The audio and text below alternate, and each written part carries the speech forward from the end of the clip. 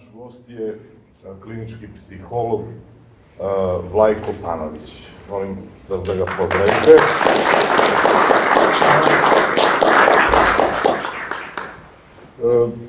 Imamo bi puno toga da se kaže u najavi gospodina Panovića, ali bolje da vi njega čujete nego da ja mnogo dužim. Ono što treba da čujete i da znate, on je svoju karijeru izgradio, radio je na Vojno-medicinskoj akademiji kao klinički psiholog, a posle penzionisanja nastavio da se bavi vrlo korisnim radom za uopšte naše društvo i naš narod. Prve njegove, znači te, ajde da kažem, bitke protiv tih nekih pogrešnih i loših stvari bile su protiv sekti i kultova u vojsci i on se bavio time na VMA, a zatim je i davao podršku roditeljima osoba koje su na psihoaktivnim supstancama, odnosno narkomanima, njihovim roditeljima, a i jedan značajan deo njegovog rada odnosi se na decu, mlade i svakako na porodicu, brak i sve ono što utiče na te skladne odnose koji su nekako narušeni u savremenom društvu. I ta naša tema večeras je upravo zato i odabrana da bude takva. To je kriza braka i porodice i to sve u nekom kontekstu, u nekom sudaru sa internetom i društvenim mrežama. Gospodine Panoviću, izvolite. Hvala. Časni oci, draga braće i sestre, pomaže Bog. Evo mene među vama sa jednom idejom i željom da vam prenesem deo svoga iskustva, ono je bogato i na današnji dan, meni je rođendan, Sveti Siso je danas, on je bio zaštitnik dece i ljudi koji su imali potrebu za zaštitom, tako da ja sam sticajem okolnosti ili blagoslovom od ranih nogu pomagao deci, a da to nisam ni znao zapravo do nekih kasnih 20. godina da imam i blagoslov i zaštitu Svetoga Sisoja. Ono što bih danas ja želeo vama da predstavim, a pre toga bih vas zamolio da slobodno me prekinete svakog trenutka i da postavite pitanje da bismo uspostavili jedan dijalog, da vi imate što više koristi od ovoga. Ja ću vam samo staviti neke segmente onoga što ću da vam predstavim, pa ćete vi, molim vas, slobodno prekinite mene da razgovaramo, da dobijete što konkretnije odgovore. Ja imam dosta iskustva, dugo radim ovaj posao, uskoro će mi izaći 2 knjige, pre toga izašle su još 2. Dakle, sve se one bave porodicom i svim aspektima unutar nje. Dakle, ono što je danas najvažnije u celoj priči jeste da osvetlimo krizu braka. Ono što je tragično po mome iskustvu jeste da se ljudi danas ne vole dovoljno, ne vole se iz srca, vole se iz glave, iz potrebe, iz navike, iz strasti, ali nažalost sve manje iz srca. Sad, u prilog dokaza toga jeste da se ljudi danas toliko brzo razvode i izlaze iz braka da to prosto nije zabeleženo ni u teoriji, ni u ljudskom iskustvu, bar ono što sam ja uspeo pročitati u pisanoj istoriji. Zašto? Pa ljudi žive sebično, a onda kao takvi nisu spremni da vole drugoga. Zato je mnogo važno da, kako god to vama zvučalo, nekako se resetujemo svi zajedno. Da se pitamo zašto? Zašto mi to ne volimo jedni druge? Sad, ja znam da među vama u ovom trenutku ima onih koji kažu šta ti to pričaš, a mi se volimo. Da, ja se izvinjam svima unapred koji tako misle o sebi, ali razvodi, svađe, neslaganja, nesporazumi, krize, koje su danas evidentne, su u prilog upravo tome. Ja sam skoro bio u jednoj eparhiji, da ne pominjem ime, 600 crkvenih brakova je razvedeno od Nove godine. Među njima ima onako i priličan broj porodica, odnosno brakova sveštenih lica. Dakle, svi smo nekako na udaru, iskušenja su oko nas svuda, ali pre svega zahvaljujući ovome Dakle, ovim spravama koje nam nude iluziju beskrajnih sloboda, stalnog zadovoljstva i fokusirano, odnosno hipnotisanosti naše u odnosu na sadržaje koji nam do te mere okupiraju mozak da mi često i ne vidimo onog bližnjeg pred sebe. O tome ćemo nešto kasnije. Sad bih želeo da kažem šta se desilo to sa našom porodicom, onako gledano strukturalno. Savremena porodica je hendikepirana u strukturi samo. I šta to znači? Pa mnogo je porodica koje nemaju jednog člana iz ovih ili onih razloga. Tako da je to zaista vrlo impozantan broj. Ako vam kažem da je negdje cifra da oko 60% su majke koje su samohrane, ima negdje 30-40% očeva koji su također samohrani. Dakle, samom činjenicom da ne živimo više u proširenim porodicama, gdje su nekada babe, dede, dakle, i ostali članovi pomagali nesavršenosti roditelja da svojoj djeci prenesu transgeneracijske iskustva koja bi njima pomogla da radosno odrastaju, da žive u ljubavi sa drugim, sa bližnjim, ali i sa okolinom, sa prirodom, sa Gospodom. Dakle, ta strukturalna oštećenja su vrlo evidentna. Na drugoj strani imamo, evidentiramo i funkcionalna oštećenja. Dakle, što to znači? Pa ta dinamika svakodnevne porodice je do te mere nekako definisana tako da sve ređe vidimo one bližnje oko sebe. Telefoni, mediji, svi ostali organizuju ljudsko vrijeme. Moram da vam kažem jednu stvar, da je nečastivi kad je na skupu, kako kaže jedna priča sa interneta, na skupu demona, kad su ga pitali kako da okupiramo ljudske duše. I onda on rekao njima, ali zaista, doslovce, ne možemo im zabraniti da idu u crkvu, ne možemo im zabraniti da se mole, da čitaju Bibliju, da se mole u sebi zajedno, ali kako možemo?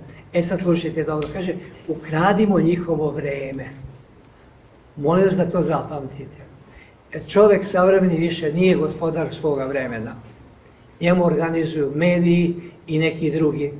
Pre svega mediji, jer oni do te mere okupiraju ljudski um, zaista čovjek ima sve manje mogućnosti da se fokusira na suštinu, na sadržaj, na ono što daje smisao životu.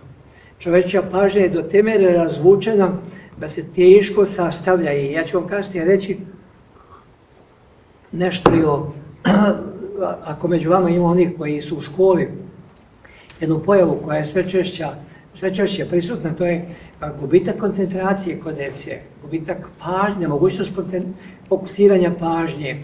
I ono što je kao jedna od velikih posljedica jeste teškoće u zapamćivanju. A to ne samo je prisutno kod djece, nego i kod odraslih, pre svega se vezuje za takozvane kratke forme videa, ali o tom kasnije. Dakle, nekako smo lako isterali babe i dede iz svojih života i to je pogubno, moram da vam kažem, ne zato što sam ja deda, ja nisam, hvala Bogu, isteran, ali nemam onakav utjecaj kakav je imao utjecaj na mene moj džed, pa i moj džed koji nije bio rođeni. Dakle, ta transgeneracijska mešanja, iskustva i sadržaja koji su prenošeni su pomagali roditeljima da se lakše i bolje orijentišu. Ako danas kažemo kad kaže ukradimo njihovo vrijeme, onda je pitali su, a kako to da uradimo? Pa kaže, prvo, naučite ih da čim ujutru ustanu uključe nešto, radio ili televiziju, svejedno, da im misao ne ode ka Gospodu. A onda kad uđe u kola, da prvo što uradi uključi radio, također, da mu okupira um. Zato se oni bore za naša čula. Pored puteva postavite bilborde sa lepoticama koje su potpuno nestvarne u odnosu na njihove žene koje često mirišu na sarmu i koja više nije toliko atraktivna kao sve one koje su ušle u njegove oči, a onda time okupirale njegov um. Tako da se već tu labavi odnos između muškarca i žene koji je toliko razlabavljen danas da je to zaista strašno. Da li možda neko ima pitanje neko ili neko drugačije mišljenje, ja bih voleo da razgovaram. Ali da vas nisam uplašio nešto. Ja sam zapravo da pitam, skoro sam čula, prosto profesore sam se slogirala, kaže u Nišu svaki drugi brak je raskinut. Da. Mislim, a Niš je veliki grad. Da vam kažem, nemamo statistiku, ali dakle, moje kliničko iskustvo i u svakodnevnom radu je zaista nevjerovatno. Ja ne mogu da kažem da li je svaki drugi ili treći, ali čak i oni koji nisu razvedeni se nedovoljno slažu. Da bi jedan brak smatrali onako čvrstim i da kažem potpunim, celovitim, moraju da budu ispunjeni određeni uslovi, to je sve ono što se zapravo može steći. Prvo, pogrešno je uverenje da ćemo naći nekoga ko nam je srodna duša, to se forsira na sve strane. Zapravo, brak je institucija koja se razvija. On ima svoje zakonitosti, dakle ima svoju evoluciju, a pri tome je najvažnije od svega da oboje učestvuju u formiranju te zajednice. Jer kad je Gospod stvorio Adama i video da njegov život nije dovoljno ispunjen suštinom, smislom, onda je stvorio Evu, ali ne da ona bude njegov neprijatelj ili suparnik ili rival, kako se to danas često dešava, jer se odatle vrlo lako pređe u neprijateljski akt. I to je mnogo važno da razumemo da smo mi različiti od Gospoda i da je nemoguće, ali apsolutno nemoguće, da mi promenimo drugoga. Ne možete vi natjerati svoju suprugu ili obrnuto da ona misli kao vi. Jer Gospod je stvorio nas različite, sa jednom jedinom idejom komplementarnosti, dakle da se dopunjujemo da bismo mogli da tvorimo jednu celinu, jednu zdravu celinu koja treba da odgaja zdravo potomstvo. Međutim, đavo je umešao svoje prste i onda je ubacio tu gordost, ubacio je ono što od naroda čujemo, nemoj ćero nikoga da slušaš, nismo mi tebe školovali, ne znam, da tebe neko maltretira, a naravno da ne pada na pamet meni da brani bilo koga da nekoga maltretira. Ali ljudi, ne možemo, dakle, tog drugog, kakav god da je, prilagoditi sebi skroz. I to je najčešći razlog zašto se ljudi ne slažu. Zato što misle da treba da promene onog drugog. To je nemoguće. Kako je zapravo moguće? Pa moguće je da mi promenimo sebe i da svojom dobrotom, dakle, učinimo da ta druga strana, dakle, apostrofira tu našu promenu ili preobražaj sa idejom da je ona ispunjena ljubavlju, da se ona ili on nije promenio zato što je taj neko drugi naterao, zato što mora da se menja. Tu, recimo, padamo na ispitu. Šta karakteriše jedan, onako da kažem, skladan brak, jedan brak koji je funkcionalan? Pre svega nama je potvorena jedna podvala od strane Zapada, to je da je zaljubljenost uslov za brak. Zaljubljenost je, poštovani, nećete verovati, jedna vrsta blagog mentalnog poremećaja. Kada mi ne vidimo ništa kod onog drugog osim strasti ili nekih aspekata kojima zadovoljava naše potrebe ili naše očekivanja. Sad, pitaju mene, dobro, šta ti to nudiš ako ne nudimo, ako nemamo zaljubljenost? Vidite, kao nekada brakovi koji su sklapljani, takozvani ugovoreni brakovi, oni su imali svoje prednosti upravo u tome što su roditelji u startu eliminisali prilikom izbora buduće snahe ili deta. U startu su eliminisali one faktore koji se danas najčešće uzimaju kao razlog razvoda, a to su, dakle, alkohol, droga, promiskuitetno ponašanje, kocka, kladionica, dakle, ili neke bolesti ili robija i tako dalje. Mi danas to, nažalost, ne vidimo i mi smo u okviru, tu je sa mnom i doktor Bojan Cakić koji je u Beogradu držao jedan centar za život, gde smo mi zajedno imali školu za brak, gdje smo nastojali nas nekoliko da pomognemo, da prenesemo mladim ljudima iskustva sa idejom da se lakše odluče za brak, ili iz sebičnih razloga, ili iz straha, ili iz poruka roditeljskih, da ma nemoj ni da se udaješ, vidi kakvi su, ili njoj, njemu. Imamo tu sebične roditelje koji se mešaju u brakove. Dakle, ono što kvalifikuje jedan uspešan brak je, zapamtite, molim se, na prvom mjestu uzajamnost, uzajamno poštovanje, uzajamno poverenje, zajedničke interesovanja, zajednički ciljevi, planovi i prioriteti. I to se vrlo lako uočava već posle 3-4 rečenice u razgovoru sa bračnim supružnicima, da li koriste zamjenicu ja ili mi, da li moj ili naše. A vidjet ćete, ako malo analizirate ljude oko sebe, da je sve više onih koji govore moj, moje, ja i tako dalje. I odmah ćete vidjeti da to dvoje ljudi nisu u komplementarnom odnosu. I tu već se nazire kriza braka. Ovo što mi evidentiramo kao razvod je samo finale nečega što nije trajalo. A nije trajalo iz, opet kažem, različitih razloga.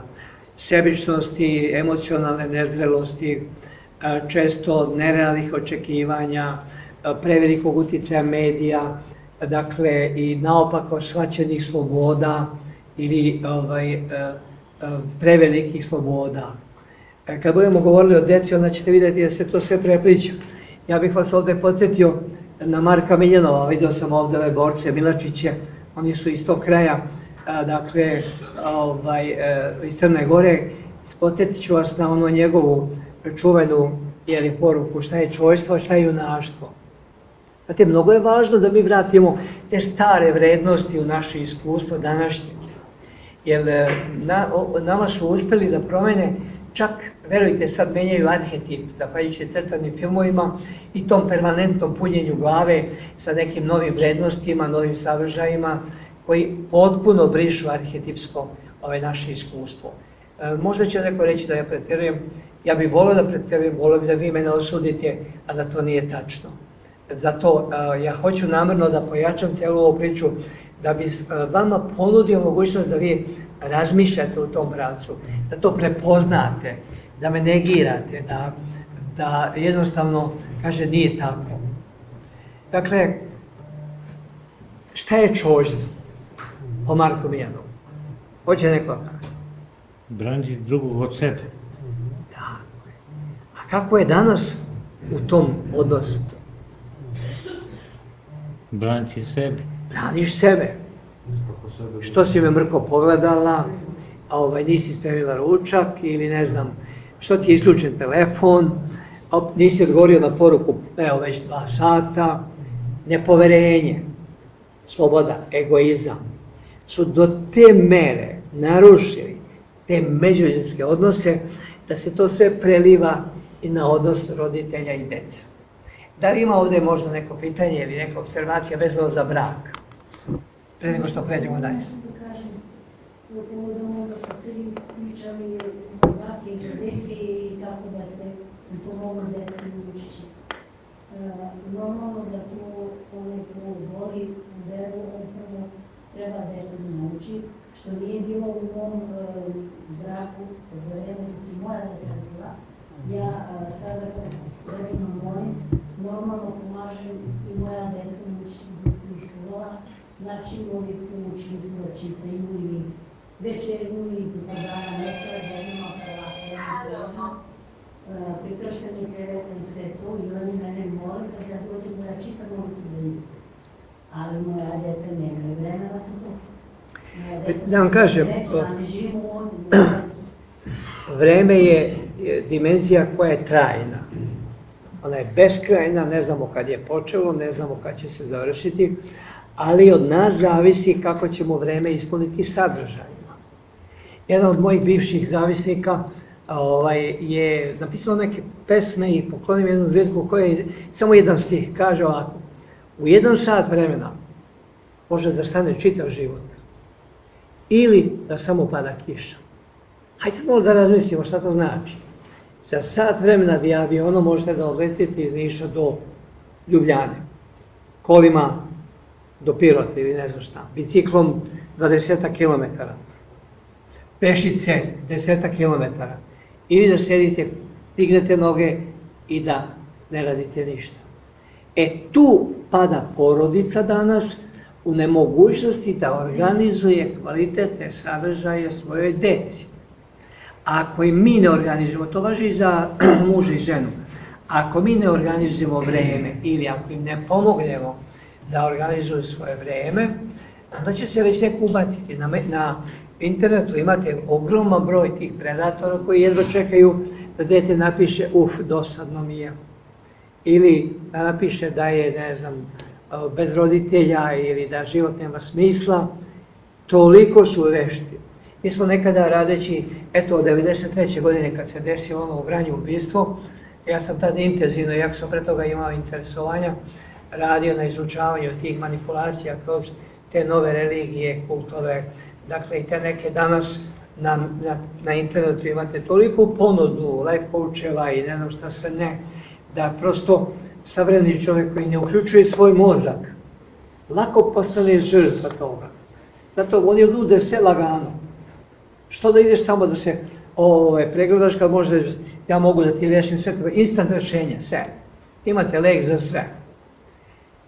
Imate uzmite samo običnu reklamu gdje ne podcenjujem te bake i deke kaže imala sam bolove u kolenima i onda sam trljala, radila ovo i ono, ali dok moj muž nije donao kremu, ne znam koju, i onda je rešila sve probleme. Vidite, to ponuda je svud prisutna. I u hrani, i u raznim aparatima, i u lekovima. Da ne treba ništa ne razmišljati.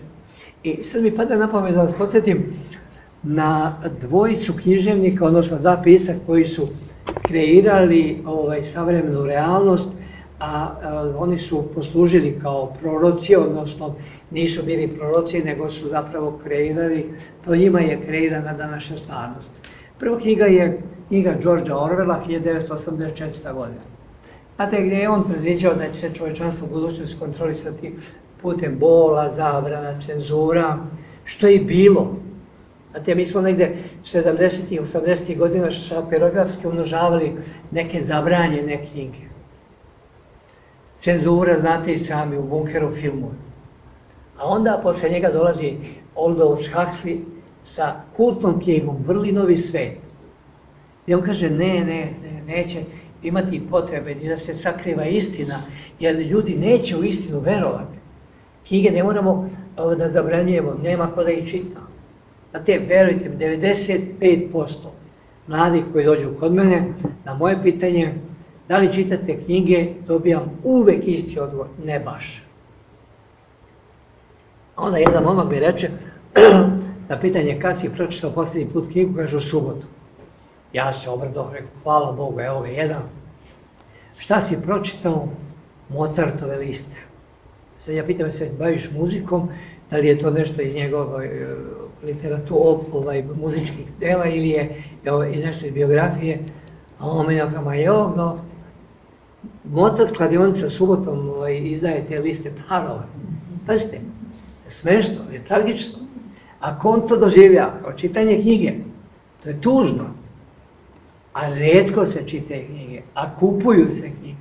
Čovjek u sebi ima iskonsku potrebu, ali nema naviku, odnosno nije, zašto? Pa okupira mu je um od ranih nogu, setite se samo onih demončića, što kažu, napuniti im sandučiće raznim reklamama, da oni misle, to je baš ono što sam čekao čitavog života i tako dalje. Dakle, brak je ugrožen, nikad ugroženije. I zato treba da vratimo dostojanstvo predbračnom ispitu, psihološkim pripremama, dakle, ljudi pre stupanja u brak. Što reče Bojan danas, njima je najvažnije, nažalost, slikanje, fotografisanje. Pa ste vi tamo odete na svadbu i gladni čekate da mlada i mladoženja se vrate negdje sa Hisara, gore odveo ih fotograf, da se fotografišu i vi 2 sata čekate gladni. To se u Beogradu dešava obavezno. Ja verujem i ovdje. Dakle, imamo jednu profesiju koja se zove event manager. Zašto ovo namećem? To su ljudi koji organizuju događaje. Ali i ne slutimo da zapravo oni manipulišu sa nama. Zašto? Pa on kad tebi kreira događaj, on tebi implicitno kreira i tvoj doživljaj događaja. To je recimo situacija kad slavite rođendane deci umjesto u kući. Slavite u, ne znam, nekim kladionicama ili ovim klubovima, igraonicama i tako dalje. Zašto je ovdje važno? Pa čovjek gubi opet ljubav prema bližnjem. Evo, konačno, moja deca su me poslušala, prošle nedelje smo slavili malom Nikoli Tesli, ja se šalim, rođendan je na 10. jula kada je Nikola Tesla.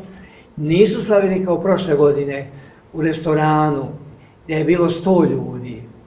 Lepo je to sve bilo, lepo organizovano. A ja njima kažem, to nema duhovnu dimenziju. Rođendan treba da se slavi u domu, u kući, sa najbližim.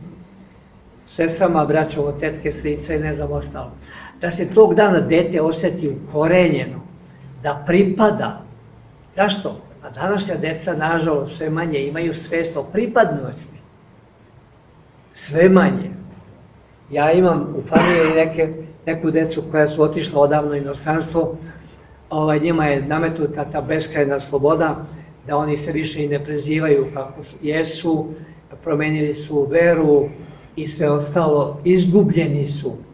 E sad, da li se tu pravi nadčovek ili sve čovek? Ja ne znam. Samo ja tek osjećam da mi Srbi, i ne samo Srbi, ljudi koji žive u Srbiji, se vratimo sebi. Da sačuvamo, dakle, tog bližnjeg pored nas. Da ga ne menja, da ga ne pritiskamo, ne uslovljavamo, ne ucenjujemo, ne podcenjujemo, ali istovremeno i da ne budemo sami žrtve. Znate, u Bibliji često piše da Gospod traži žrtvu. Ja nisam siguran da je Gospod tako to mislio. Ja mislim da je ispravnije reći da Gospod od nas traži da budemo požrtvovani u onome što radimo i prema bližnjem, ali i prema sebi. Žrtva podrazumeva jednu negativnu konotaciju, otprilike jedan pasivni odnos, gazi me, ja ću da trpim. A požrtvovanost podrazumeva jedan afirmativni, kreativni, konstruktivni čin odnosa prema drugom, posebno prema bližnjem. Rekoh malo čas zašto je ovo važno. Naša deca se bolje slažu sa komšijskom decom, nažalost, nego međusobno. Ja se nadam da ću ova moja knjiga koja sad izaće, ona je izašla pre 5-6 godina i može se kupiti na Učiteljskom fakultetu. Tu sam posebno obratio pažnju na redosled rođenja i gdje roditelji najčešće greše u vaspitanju dece, a vezano za poredak u rađanju. Ja ću vam sad to temeljno opisati, a ako vi imate neko pitanje, ja bih molio da, eto, slobodno pitate. Pomenuli ste izmenu arhetipova koje sadrži u crtenim filmovima. Možete malo pojasniti jedan dakle primjer? Mogu. Evo ovako. Ako gledate crtene filmove, ja ih pratim dugo. Šta oni nude? Rijetko kad imate nešto što afirmiše život, što afirmiše ljubav, bližnjem. Imate sad recimo mange, stripove koji uglavnom promovišu japansku kulturu, protiv koje ja nemam ništa. Ali to postaje dominantni deo dečjeg iskustva. A tamo imate neprirodne crteže, imate satanističke crteže. Mnogo je satanizma u crtanim filmovima, u videoigrama, a mnogo je i u ovim savremenim društvenim mrežama. Tako da kad pogledate da savremeni čovjek, posebno deca, primaju preko 80%, neke statistike su izračunane, sadržaja koji nisu roditeljski ili iz tradicionalne kulture. I kad onda gledate, kad to počne da dominira, a mi ćemo recimo za 10 godina upravo osjetiti velike posljedice upravo toga. Tu se menja potpuno pogled na svet, a arhetipski menja se pripadnost. Vi više niste, ne prepoznaje se u vama, evo vidite ovo što sad ovdje u ovom divnom muzeju, imamo svest o prošlosti. Znate, imate na YouTube-u jedno moje predavanje iz manastira Slanci s naslovom kako odgajiti autentično, ne copy-paste dete. Jer mi zapravo danas pravimo copy-paste decu. Oni liče jedni na druge, oni govore iste rečenice, iste reči koriste. Oni se sporazumevaju kao iz Vavilonske kule. Ne razumeju se, oni pričaju ili ne razumeju se roditelji sa decom. Tako da vremenom se, kažem, kompletno menja i pogled na svet, i sistem vrednosti, i sistem pripadnosti. Pa znate koliko ima dece koja se stide svog porekla. A to su uglavnom mi roditelji zaslužni.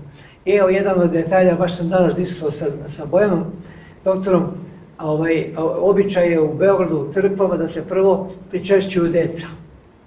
Znate, u crtanim filmovima imate često sliku oca koji nestaje. Kako je u Pepa Prase crtanom filmu prikazan otac? Je zna neko?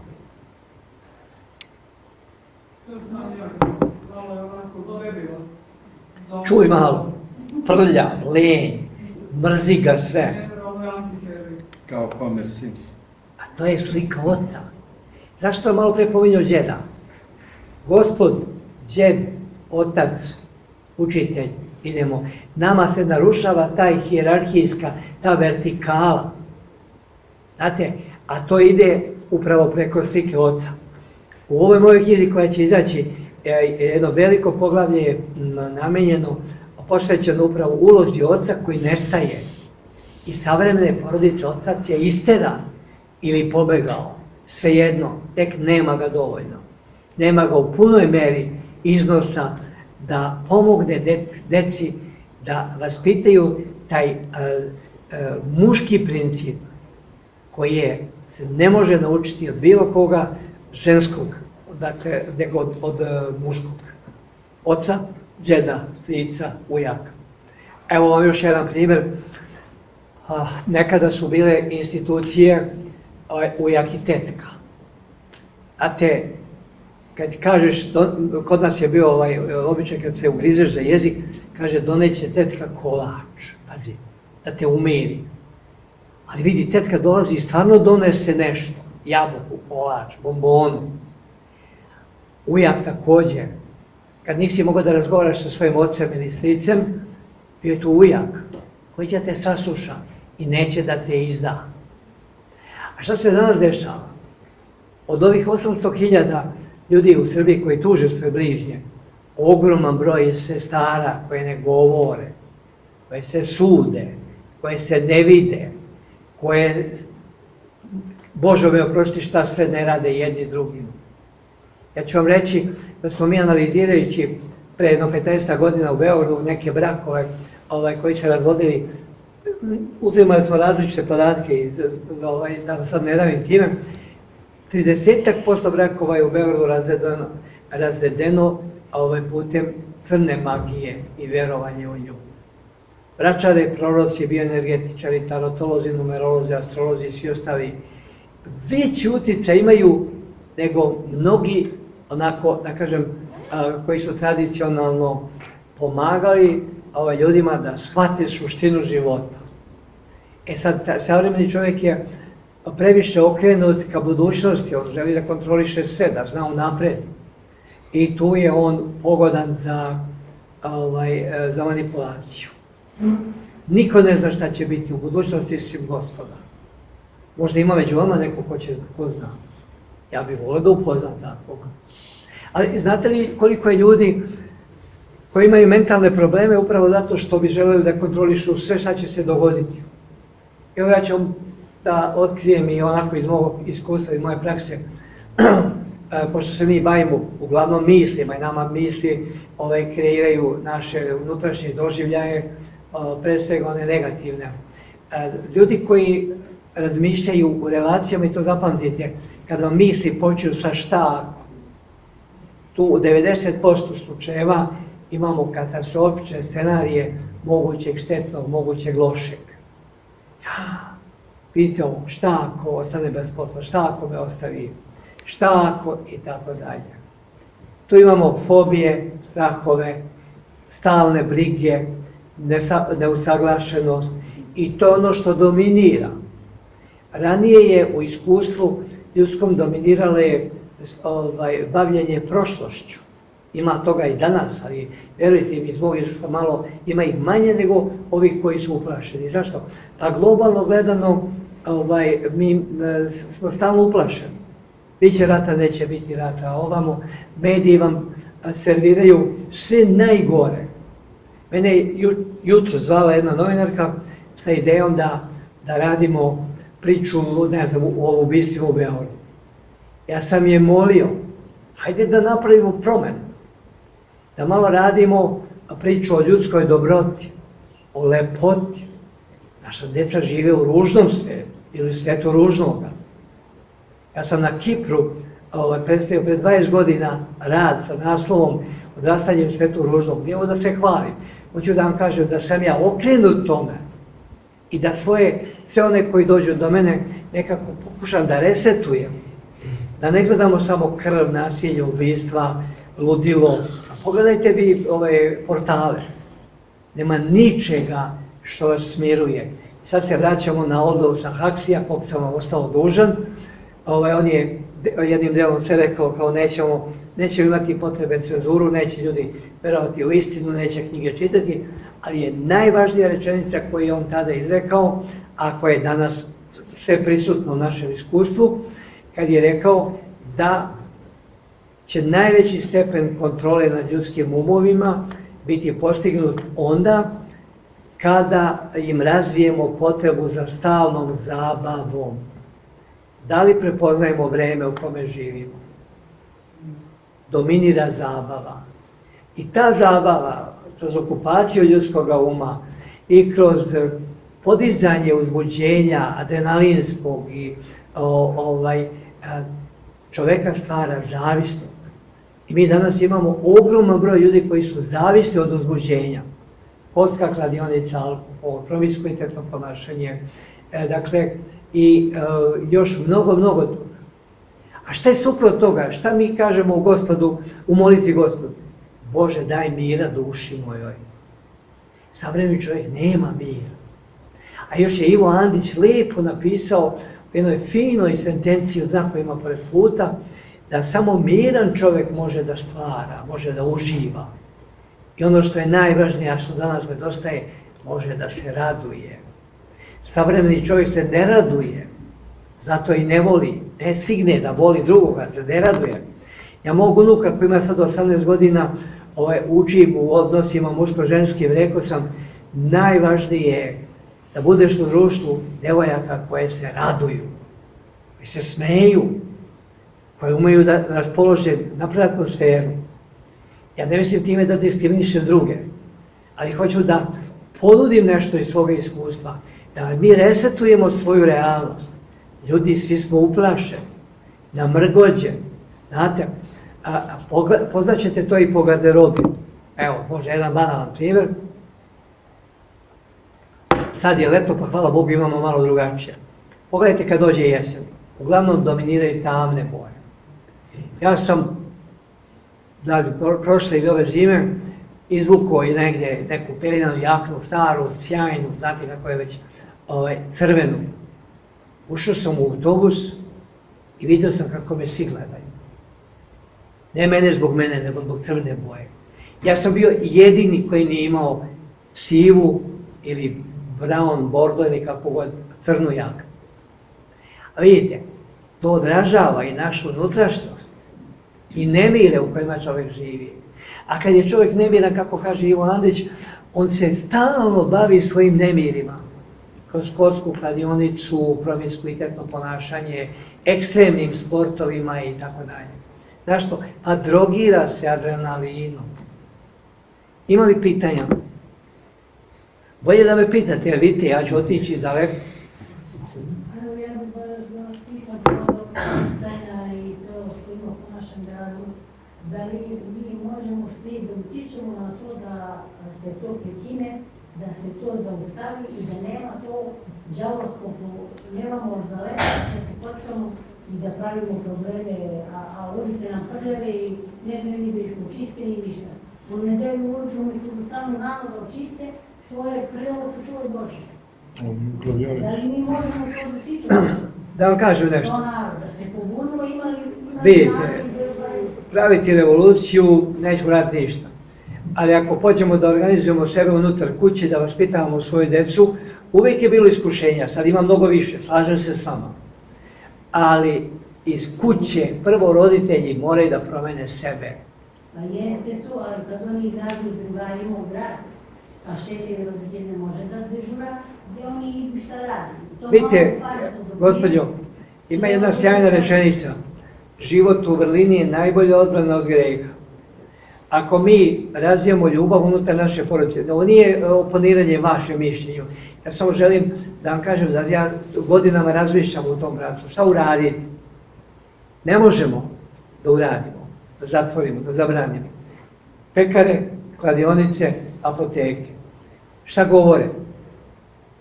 Žene ne kuvaju, ne stignu iz ovih i onih razloga. Ljudi se leče sami.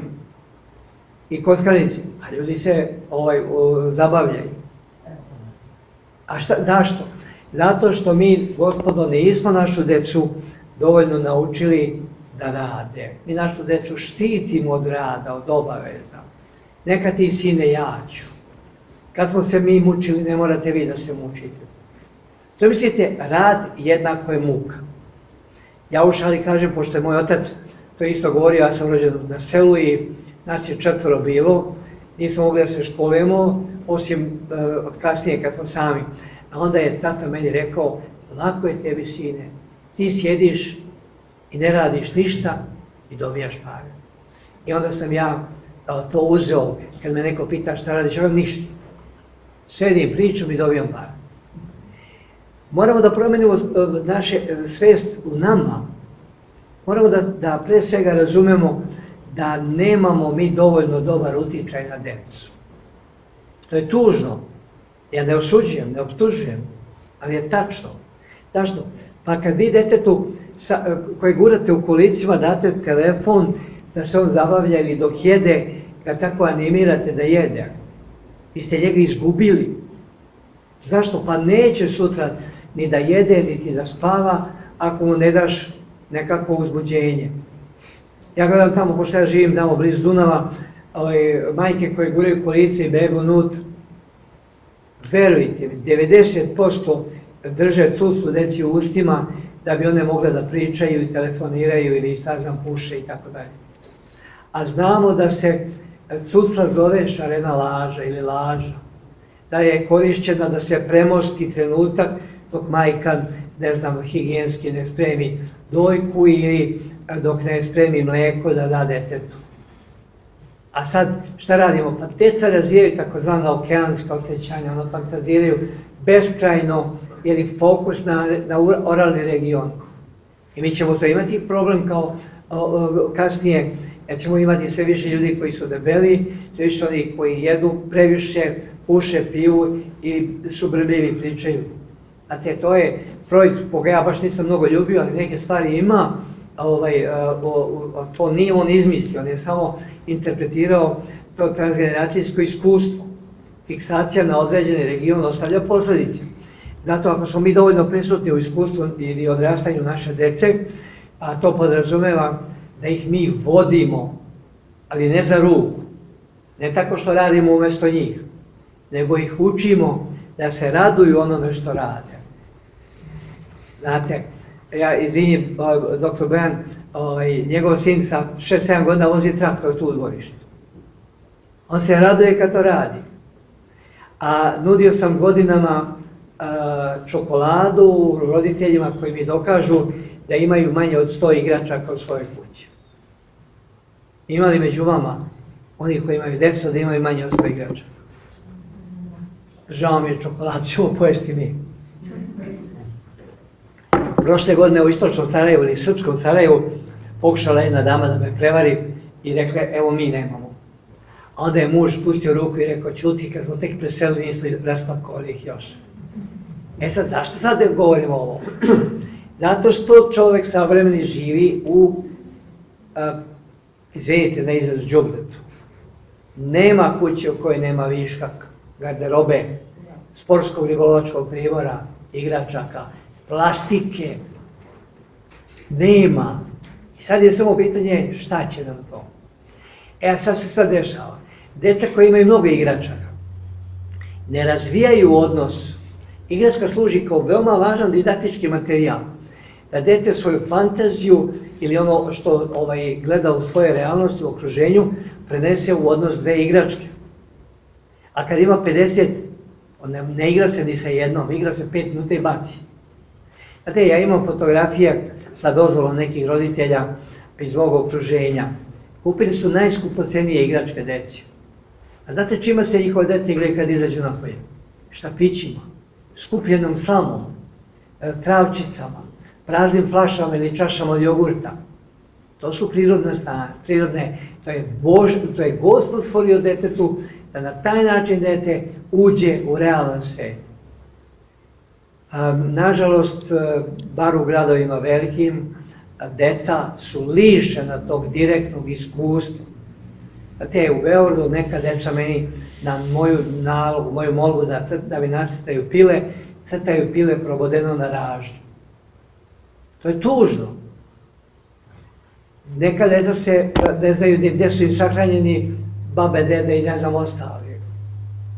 Oni se plaše gliste. Prvi kapi kiše u Beogradu, mnoge terase ožive uplašenim roditeljima koji viču bežte deco, ide kiša. A ima li šta prirodnije nego da dete zine da osjeti kišu ili je to kontakt sa prirodom, sa onim što je Gospod dao. Mi našu decu na taj način izolujemo, uplašimo. Oni se plaše da pipnu glistu. A onda kao takvi oni ulaze u svijet virtualnog i onda kad im dajemo sve prednosti, onda imamo neposlušnost. Došla je kod mene devojka, studentkinja 5. godine medicine, 3:30, krčeju creva. I ona mi javi ko Jovana, nisi ručala, na pjevačku lajku, izvinite, nisam ni doručkovala. A zašto nisi doručkovala? Pa nije mama kupila hleb. A znate koliko je prodavnica daleko? 15 metara. To je sad, gospođo, moj odgovor na vama. Ja sve vreme razmišljam o ovome vašem. Ako mi našu decu naučimo da žive od svog rada, da razvijaju ljubav prema bližnjima, da razvijamo toleranciju, da razvijamo stepen razumevanja, tu se onda rađa ljubav. Neće imati potrebu za lažnim uzbuđenjima, ali ovdje se nude permanentna uzbuđenja.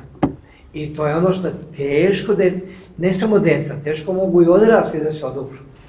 I sad ću da pređem na ove kratke forme, ja ne znam koliko vreme ide. Školski čas, 40 minuta. Možemo da pričamo, pošto vidimo da se vidi... Dobro, ja ću reći koliko je važno da vi vašu decu naučite kako da koriste ove naprave.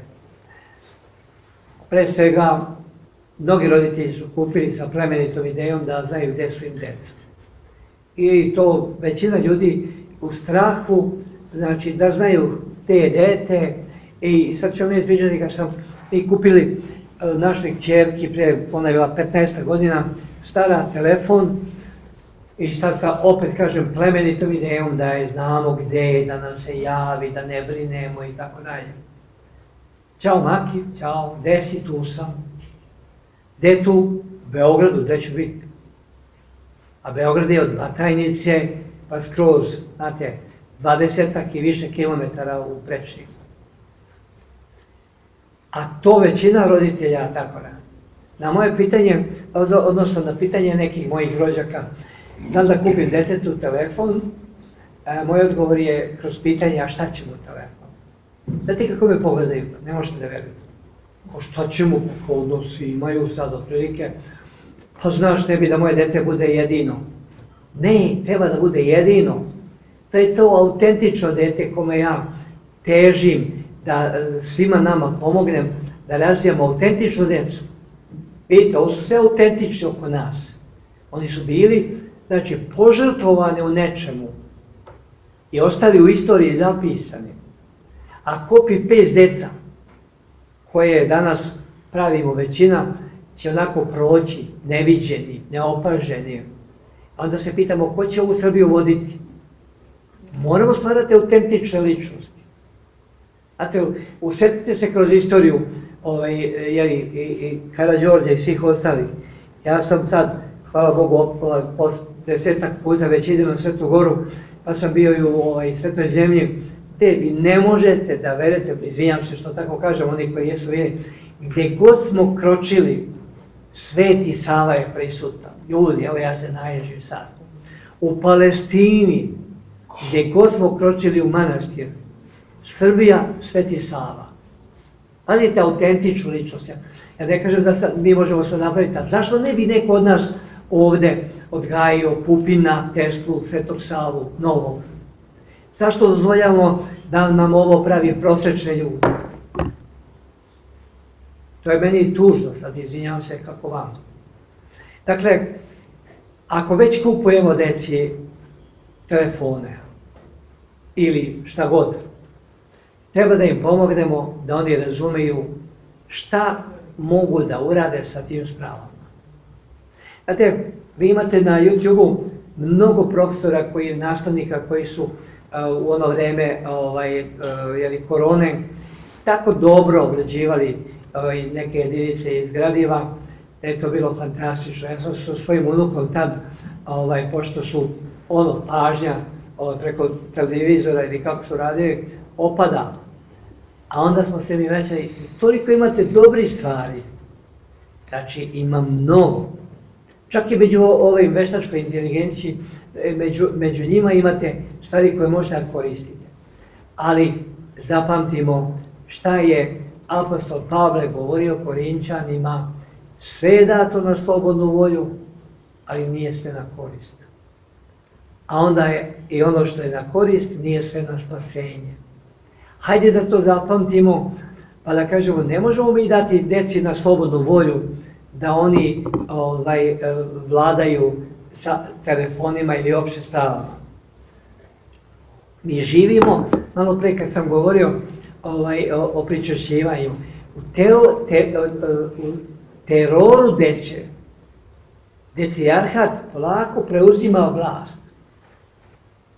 Imamo ogroman broj majki u Srbiji koje su maltretirane od svoje dece. Ajde, od muževa se, Bože mi oprosti, ili negdje i očekuje pa se braniš. Ali ne očekuješ od deteta da te maltretira. Ne odobravam ja da neko ne shvati pogrešno. A mogu nešto da kažem po ovoj boji? Dajte pitanje. Znam zbog čega to dolazi da majke desnice, ili desnice bile majke. Izvijam, ne Zato što se čovjek i žena ne slažu, a što se čovjek i žena ne slažu? Zato što imaju različita vaspitanja od roditelja.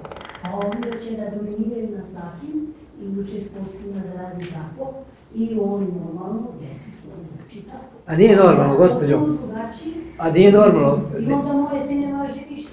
Ne postoje dve jedinke koje su isto vaspitavane. Ja sam malo pre počeo, pa ću vam sad, dobro ste me podsjetili. Nemojte očekivati od drugoga da će misliti kao vi. Najveći stepen je konsenzus, usaglašenost. Ja to kažem i ovim mladim damama koje su beže od braka ili mladićima. Znači, ne postoji ideala. Ne postoji. Niko u životu nije idealan, ni savršen. Ali šta postoji? Postoji mogućnost da od nedovoljno dobrog partnera, supruga ili supružnika vremenom, usaglašavanjem napravimo visoki stepen podnošljivosti. Neki su mi zamerili na tome. Ali ja upravo kažem, idealno ne postoji, postoji samo usaglašena podnošljivost. Ne možemo mi natjerati drugog da misli kao mi. Vi ste vaspitavani na jedan način, ja na drugi. Ali šta ono čini zajednicu? Pa ono što tražimo jedno od drugom, vrline. Zato ja recimo u svojoj praksi imam to veštine, dovoljno sam iskusan, a imam mnogo različitih tehnika, jedno ću vam ponuditi večeras. kad dođu njih dvoje, sve češće i oni koji su 25-30 godina u braku i više ne mogu da se gledaju. Pazite, prezir je najopasniji kad se uvuče među supružnike. Prezir. Ne mogu da ga gledam. Ne mogu da je čujem. Ljudi, nekom se pale sve lampice, idite odmah radite na sebi. Ja pustim njih dvoje, evo konkretno jedan par, da jedno 3 minuta, 4, sad oprostite na izrazu, pljuju jedno po drugom, jer to je prilike obrazac. Kad to prođe, ja njima dam papire i kažem, aj sad, ja njih lepo zamolim, da mi napišete vrline jedno drugog. Obično se muškarci bune. Sad, ja sam rođen u Ljuboviji, u jednom selu, a preko puta je Bratunac i Srebrenica. Došao je jedan bračni par, moji zemljaci iz Bratunca, i 35 godina su u braku.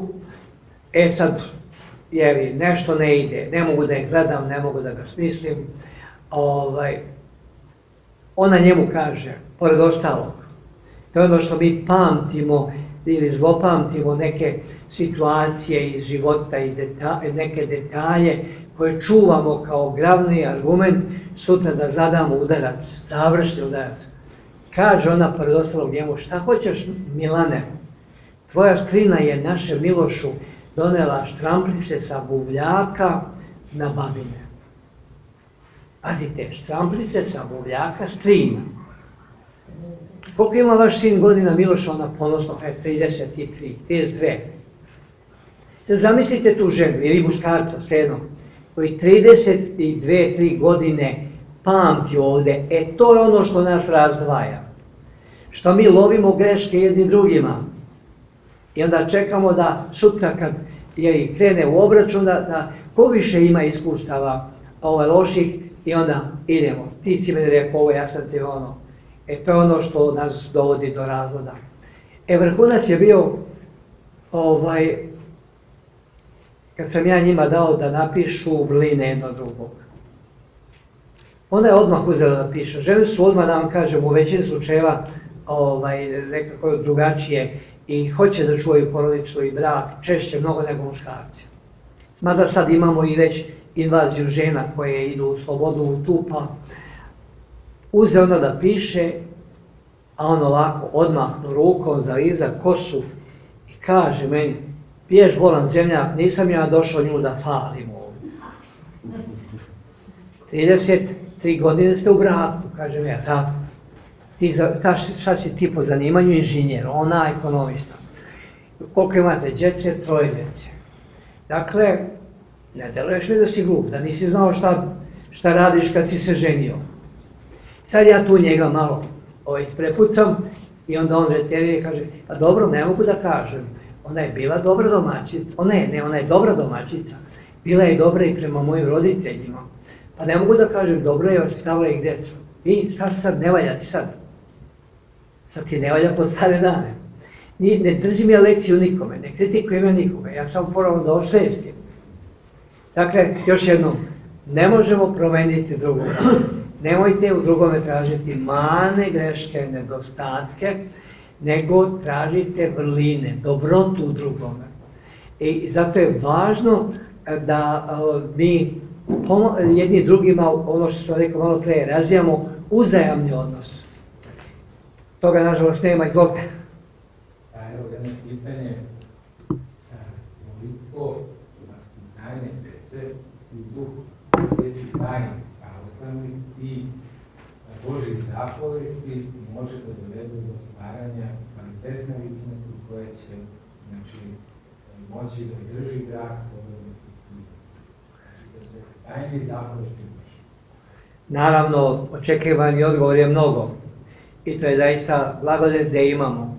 Međutim, tamo gde se njih dvoje ne slažu dovoljno ili ne poštuju dovoljno, lako se usele drugi interesi i drugi sistemi vrednosti i tu nema sreće dovoljno. Ja to savjetujem svima koji dolaze kod mene, dolaze mnogi koji su crkveni i oni koji su verujući ili na ovaj ili onaj način. Ja svakome od njih savjetujem. da uveče ustanu i da se mole Bogu svi. Ako deca neće, moraju da budu prisutni. Šta je bitno? Da stvore oni svesno zajedništvo. Da oni čuju da njihov otac izgovara molitvu. Neće se ona njima svidjeti možda odmah, ali vremenom će se uspostaviti poštovanje. Ali ima tu još jedna stvar koju ja, ne znam, ajde, produžit ćemo malo vreme, nećete mi zameriti. Naravno. To je da ljudi ne razgovaraju dovoljno u kući. Nema razgovora. Ovdje ima komunikacija. Ona je uglavnom jednosmjerna. Poruka, podgrej sarmu, isključi ringu, zaključaj vrata, obuci jaknu i tako dalje. E sad, mi nemamo dovoljno razmene, a imamo jednu sjajnu hrišćansku definiciju. Da bismo nekoga voleli, moramo da ga upoznamo. Da bismo ga upoznali, neophodno je da razgovaramo. Da bismo razgovarali, moramo da imamo zajedničko mesto, vreme, da bismo razvili teme. E sad se vratimo na organizaciju unutar porodice, pa ćemo vidjeti koliko to nedostaje. Blagoslovene su porodice koje su uspjele, Bojane, to da razviju. Ja znam mnoge porodice i znam da njihova deca možda imaju malo, uslovno rečeno, hendikepa kad se nađu u modernim društvima, jer tu trpe veliki pritisak. Ali ako je neko autentičan, ako ima ljubav, ako ima svest da u kući kad se vrati neće biti ni izigran, ni na bilo koji način sve, on će da se bori za autentičnost. To je u stvari formiranje autentičnog deteta. Samo je važno da se deca uče da ne štrče u smislu da naturaju drugima. Znači jednostavno, ja živim tako, prekrasim se kad jedem, ti možda mi se i smeješ, možeš da dođeš, ja ne komentarišem i tako dalje. Teško je, ali je moguće i slažem se s tobom. Ima? Pa da pitam, vi ste vjerojatno ta generacija da ste tako vaspitavani. Znači, gledali ste oca, a otac je ranije dobio najbolje parče, recimo, mesa, pa da nam kažete nešto o tome. Ili možda niste, a tako je moj tata vaspitavao. Jesam. Baš tako. Pa pazite, Da bude otac. to je bilo nekad, Da. a danas se deci daje najbolje. Pa to. Moj pokojni zet, pre mnogo godina, kad je oženio moju sestru, jednog dana me je zvao i rekao je šta radiš, ajde idemo da pravimo roštilj. Čovjek je kupio punu kesu bataka i karavataka. Pitam ga ja šta je, slaviš nešto? Kaže ne, tamo u Ljubovi gdje smo mi rasli, najbolji parčići se daju starijima, oni koji rade u polju. Da. Kaže, ja kad sam oženio tvoju sestru, ona viče, neka i ovo to ostavi deci. On opet jede šije, krilca, nožice, ide da se najede. Pa imamo tu promjenu vrednostnog sistema potpuno. Ja ponovo podlačim, taj detrijarhat koji počinje kod nas ozbiljno da se radi, je vladavina dece nad roditeljima. Je opasan. I roditelji su često nemoćni. Znate, kaže, ne mogu da ga nateram ili ne mogu da ga namolim da legne da spava. Zamislite roditelja koji treba da ga moli ili da ga natera. I još pokazuje svoju nemoć. Običao sam, a ovo moram da kažem večeras, koliko su pogubne kratke forme videa preko TikToka, YouTubea ili Reelsovi sa Instagrama. Dakle, veoma su velike posljedice kod onih koji to koriste. Zašto?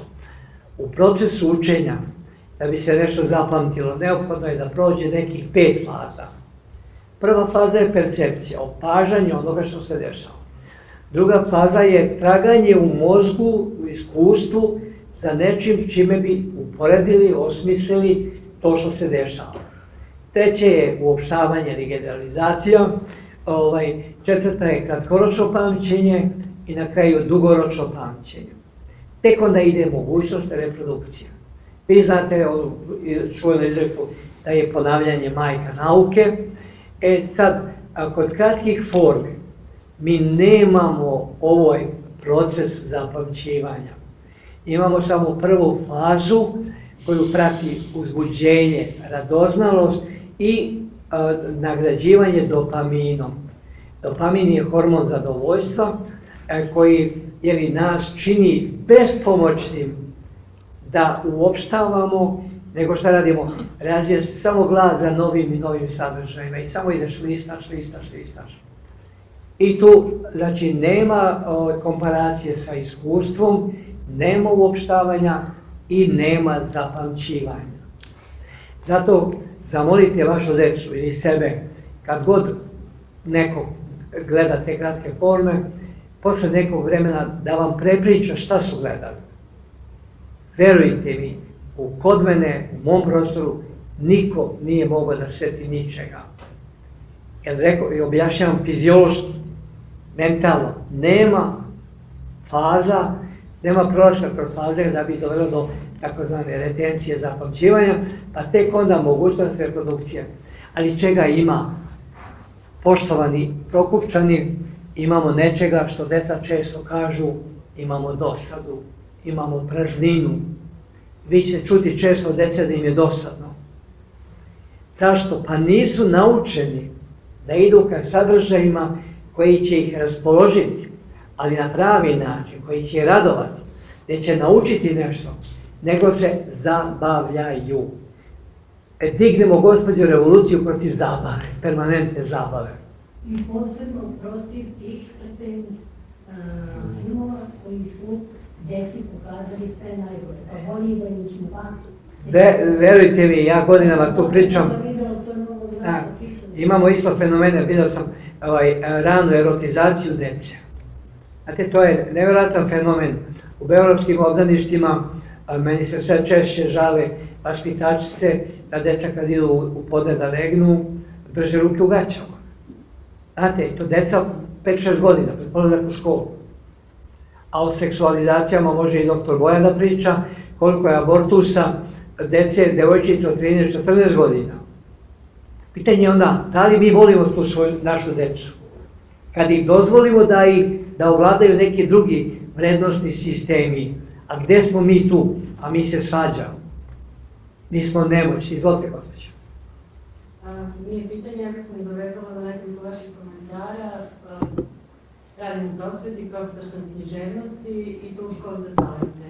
I upravo mogu da osvedočim da tokom poslednje decenije rapidno raste broj učenika koji ne čitaju, koje je teško naterati da čitaju, čak i u školi koja filološkoj gimnaziji, gde se čitanje podrazumeva. I mislim da je to problem čitavog sistema, nije samo problem porodice. Jer čitalačke navike se zaista stiču izvorno u porodici, ali se nadovezuju i razvijaju u školi. Naša škola polako odustaje od toga da ubedi da natera decu da čitaju. Da, i pribegavaju kratkim formama i zvuči. I tome pomažu, prosto zabranjuju školi da radi ono što je dužno da radi, tako da se čita sve manje. A što se tiče pamćenja, to čemu govorite i utjecaj kratkih formi deluje i na veće forme, jer čak i onda, kada ih naterate da pročitaju i kada deca zaista pročitaju, ona nisu u stanju da kažu nemaju šta koncentraciju. sam pročitala. Dakle, do pre 5 godina ja sam izvesno sa 2 pitanja mogla da proverim da li je đak čitao ili nije čitao delo. A sada sam sve češće u situaciji da vidim da je dete čitalo, ali da ne može da kaže osnovne informacije o recimo 200 strana koje je pročitao. Vidite, sad jedan banalan primjer. U Rusiji se nijedan film ne titluje. Ništa. Tamo se sve sinhronizuje. A zašto?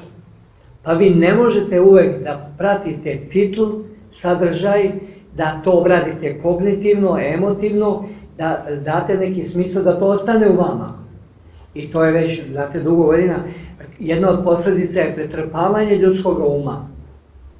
Bespotrebnim znanjima, glupostima, sadržajima, bezvrednim i tako dalje. Dakle, a kad čitate knjige, ono što se dešava je, vi uključujete maštu. Bez mašte nema ambicije. To ljudi moraju da shvate. Ovo je samo protrčavanje kroz dečje mozgove, ali to nije pasivno protrčavanje, to je protrčavanje sadržaja koji ostavljaju traume, prazninu. I dečji mozgovi su sve češće puni ničega smislenog. To su puni sadržaja koji su bezvredni. Jedna od manipulacija koje se inače koristi na globalnom nivou jeste nuđenje kontradiktornih informacija. To je prvo pravilo takozvane crne propagande, jeste da ako hoćeš da sudiš narod, naciju, pojedinca, grupu, ponudiš mu istovremeno kontradiktorne informacije. Sjetite se korone. Jedan Nobelovac kaže virus, drugi kaže, ne znam, spike protein, treći kaže ovo, četvrti ono. Šta ostane običnom čovjeku? Da se opredeli za nekoga. Sve više mi imamo, znači, kroz medije kontradiktorne informacije, tako da čovjek je u nemoći da se opredeli, a pre svega da se opredeli putem svog razmišljanja. Znate, globalno svet ide u podelu na ili. Ili si za, ili si protiv. A to ja gledam i u porodicama. A to počinje, evo, recimo, jedan banan, koga više voliš, majku i tako? Ljudi, nekima to zvuči kao, to je meni simpatično. A kako simpatično kad trebaš dete se opredeli? Nije normalno. Nije normalno. To je kod mene bilo pogrešno. Da je samo kod vas. Mi bismo vas žrtvovali, nego ima u svakoj drugoj. Nažalost. Jel ima možda pitanja još? Kažete šorci, utjecaj šorca na kognitivne funkcije, verovatno može da se spomeni utjecaj veštačke inteligencije, koja se isto tako koristi. Sam naziv veštačka inteligencija ne odgovara suštini, jer to nije nikakva inteligencija koja kreira. A vi znate šta sve inteligencija je, znači sposobnost snalaženja, povezivanja, razmišljanja i ostalo. Ovdje imamo samo jednu funkciju, da mašina obrađuje informacije koje je neko pohranio u mašini. I vi imate tu brzi odgovor, mislim, znate, to jeste jedna vrsta pomoći i to ne treba izbjegavati. Samo ne smijemo dozvoliti da ona porobi nas, da mi prestanemo da razmišljamo. Ali ona do te mere utiče na ljudsko iskustvo da se teško oduprednje. A to od toga šta kuvati za ručak danas pa do, ne znam, atomske bombe, kako napraviti i ostalo. Izvolite. Da li smatrate da je ne samo u bračnim odnosima, nego generalno problem u međuljudskim odnosima nedovoljna komunikacija, odnosno loša komunikacija, i da vaš zbog tih društvenih mreža, tehnologija i tako dalje, da se ljudi mnogo učivi uopšte ne komuniciraju više? Ja vam kažem nešto, komunikacije ima, nema razgovora. Komunikacija ide. I vi dnevno kad pogledate, neki napišu 100 poruka. Ali džaba kad se nisu razumeli. I to je ono što zapravo nama nedostaje, razgovor. Evo ja ću vam, kad ste me već potakli, reći šta ja radim u takvim situacijama. Ja ponudim porodici da otac uveče, kad su svi zajedno, drži štopericu i da meri po 5 minuta svakome da ispriča kako je proveo dan. Za to vreme ostali ćute. Važno je da se ispriča do detalja. Gde si bio, šta si radio, kome si šta rekao, ko je tebi rekao, kako si se osjećao u nekoj situaciji i posebno kako si iz toga izlazio. Zašto? Zato što naša deca ne znaju mnogo roditeljima. Zato što naša deca znaju mnogo bolje o tome kako američka porodica rešava konflikte na poslu ili ovamo i onamo. A u našim prilikama, ja ću vam reći, roditelji ne znaju boju očiju svoje dece. Jednom su na Mašinskom fakultetu sadašnji patrijarh i nas dvojica držali jednu priču i meni je palo na pamet da pitam da li u publici ima onih koji ne znaju boju očiju svoje dece. Nećete vjerati, 143 očeva su digli ruke, jedan od njih je sišao dole i rekao: preosvećeni, hvala ti što si doveo ovoga čovjeka, ja kod kuće imam 5 djece i znam samo na onu malu da liči na taštu, onako je, znaš. Ne znam ni jedno drugo. Pa mi se ne poznajemo, mi ulazimo u brak, ne poznajemo se. Mi izlazimo iz braka da se ne poznajemo. I imate paradoksnu situaciju, paradoksalnu, da neki ljudi se bolje slažu kad se razvedu nego kad su u braku. Fali nam razumevanje, razgovor, ali ne one way, ne ono, nego gledamo se u oči, radost, ohrabrivanje, a toga nema dovoljno. Sloga radi. Sve to. Jedno pitanje sam. Neko sveštenik da kaže, koliko oni imaju iskustva u problemima bračnim i vaspitanju i kako rešavaju? Sveštenik i sveštenstvo je mesto gde se ljudi obraćaju. Jel prozivaš neko konkretno ili Ne, da li kroz istoriju, koliko je to često u poslednje vreme i neka rešenja koja daju. Kroz ispovest skoro sam gledao, neko je ispričao, da, mislim da je otac Vasilij, kaže, kad dođu, kaže, muž i žena na ispovest, kaže, uglavnom žena ispovede i sebe i svog muža. To je obično tako. I uglavnom je on kriv, a ne ona. I nikako da nađe krivicu u sebi, već, ali on je ovo. Hoću da kažem,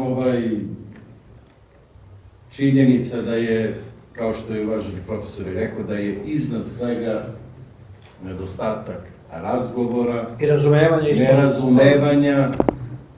Mi možemo da pričamo o nekom vremenu kako se sad drugačije živi, pa recimo skoro, evo, priča o crtanim filmovima kao mi smo gledali normalne, recimo moja generacija, sad ova deca gledaju neki nakaz. Pa i u mom vremenu, evo Štrumfove da uzmemo za primer, Štrumfovi su zamišljeni kao neki đavolčići, oni su pozitivni, a onaj opat Gargamer, opat, katolički sveštenik je u stvari negativno. Hoću da kažem, uvek je bilo raznih stranputica i mislim da je kod nas najveći problem nedostatak autoriteta u celom društvu. I više nemamo nekad ova očinska figura, otac, deda, autoritet. Mi danas generalno kao društvo, kao Srbi, nama više učitelj nije autoritet, deci. Niko nije, roditelj, otac nije autoritet. Ova priča koju je Nenad spomenuo o tom najboljem parčetu mesa, slušao sam kako objašnjavaju, zbog čega, i on je ceo dan radio da bi doneo da jedu. I onda supruga ga, to je žena ga ispoštuje i da mu najbolje, jer on fizički radio, zaradio. Sad deca kao deca znaju da je najbolje parče kod oca, ali oni kako deca razmišljaju? Jednog dana ću ja da jedem najbolje, jer ću ja da se žrtvujem, opet se vraćamo na onu žrtvu, kao što se naš otac žrtvuje za nas. Požrtvovanje. Požrtvovanje. Da. To je još jedan fenomen što ćemo i između ostalog mi sami u kancelariji pričamo i ono što kad je razvod svršeni čin i tu još nema popravke, ali često spominjemo da je fenomen primata u braku. To je da supruga, žena želi ima primat u braku. I gde od samog zakazivanja termina i od cele te pripreme, pa i ostalog angažovanja i tih nekih menadžera i tih nekih ekipa koji će ukrasiti taj događaj, ovo je automatski nekako za sobom vuče da je taj brak propao. Gde je druga, kažemo, figura u braku je maltene nema. Evo konkretno, dođe žena sa strane, udaje se tu, došla je sa budućim mužem, naravno, on ne sme da progovori, mi idemo iz krajnosti u krajnost. Nekad je žena bila ta koja nije smela, a ona je došla, eto, da vidi koji će sveštenik da je venča, da li se on uklapa u toj njenoj priči, kako je ona zamislila sa fotografima, kamermanima i ostalo.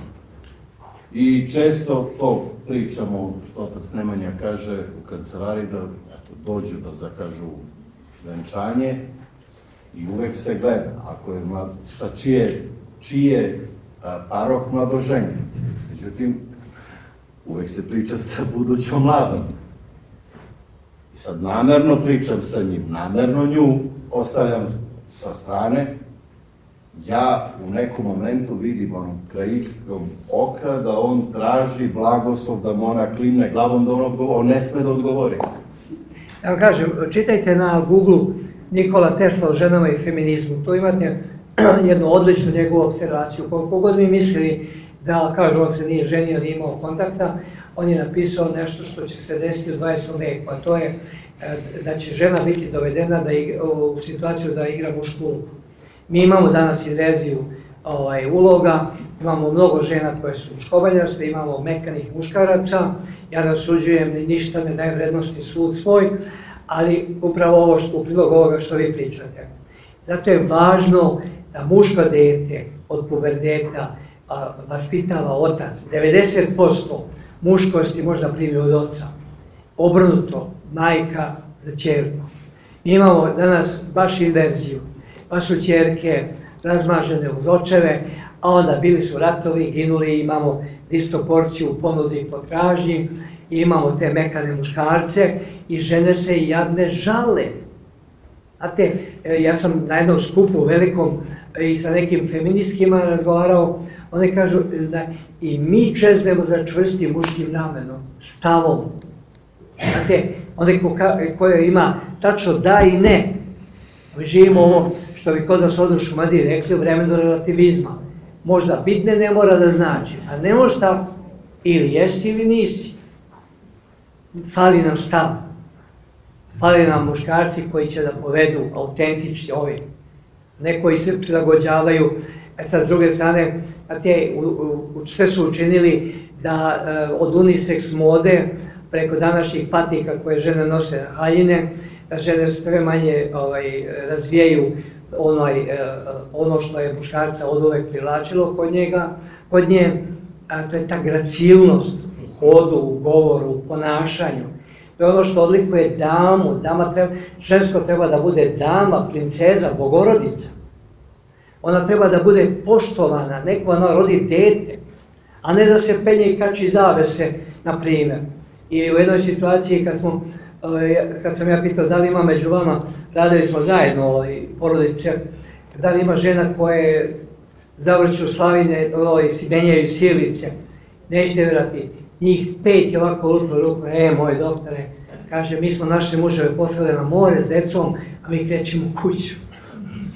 Ljudi, something ne valja, što bi rekli Englezi, ne valja. Ajde da vratimo stvari kolosej.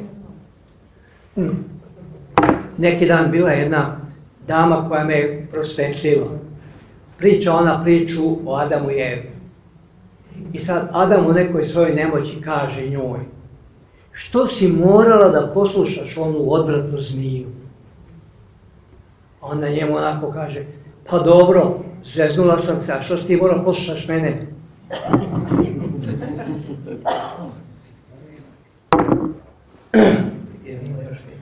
Ako ima pitanja, pitajte.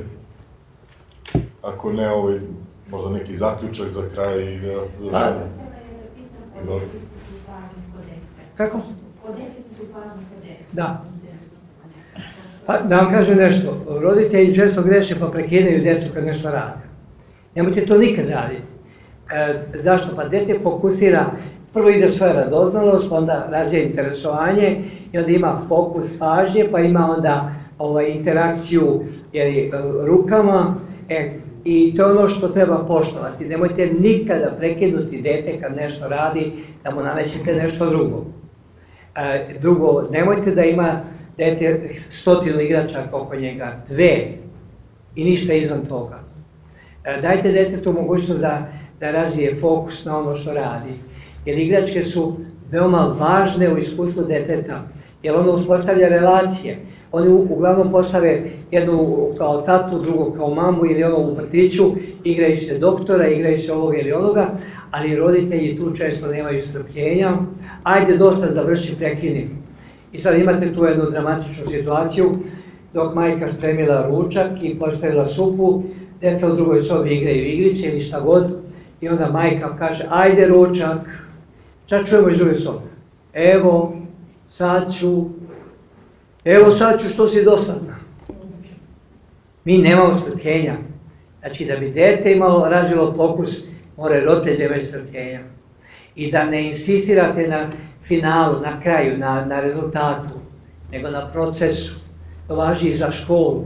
Nemojte insistirati na petici, nego na procesu dolaženja do cilja, do ocjene. Bitne su igrice, nije bitan ruč. Bitne su igrice, kaže, nije bitan. Pa da vam kažem, dete se tamo zaigralo, ali roditelji, mi moramo da se menjamo, mi odrasli. Zaključak na kraju jeste da mi moramo da se menjamo, mi imamo mnogo više znanja i iskustva, djeci treba da pomognemo da oni razumeju svet u koji su gurnuti, da razumeju ta iskušenja, da ih prepoznaju, ali pre toga da ih naučimo život u vrlini. Da imaju obaveze, da razviju radne navike, pre toga higijenske navike, odgovorno ponašanje, odnos prema autoritetu, prema vertikali, dakle odnos poštovanja i to je, ajde da kažem, za početak dovoljno.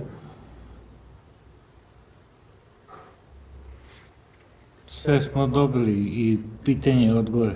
Dobro, ako nema, ja volim da ispričam jedan vic na kraju, može? Može. Volim vice.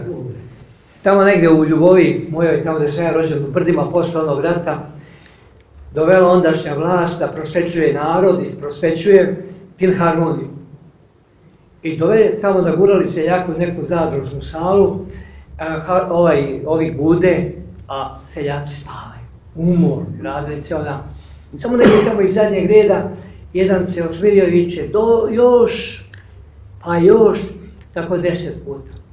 A sad ovaj konferencije kaže, izvinite, ali mi moramo da idemo, znate, pa ono, a on kaže, ne to, nego još niste otišli. Sad da ja ne čekam da vi meni vičete još, odnosno mi, da, s